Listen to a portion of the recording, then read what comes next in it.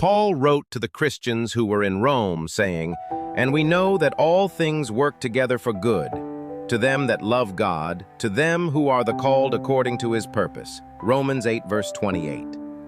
The fact that we are called upon to endure trial shows that the Lord Jesus sees in us something precious which he desires to develop. If he saw in us nothing whereby he might glorify his name, he would not spend time in refining us. He does not cast worthless stones into his furnace. It is valuable ore that he refines.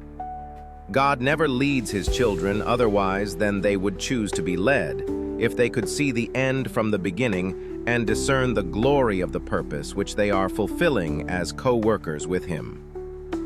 All that has perplexed us in the providences of God will in the world to come be made plain. The things hard to be understood will then find explanation. The mysteries of grace will unfold before us. Where our finite minds discovered only confusion and broken promises, we shall see the most perfect and beautiful harmony. We shall know that infinite love ordered the experiences that seemed most trying. He who is imbued with the Spirit of Christ abides in Christ. The blow that is aimed at him falls upon the Savior, who surrounds him with his presence. Whatever comes to him comes from Christ. He has no need to resist evil, for Christ is his defense.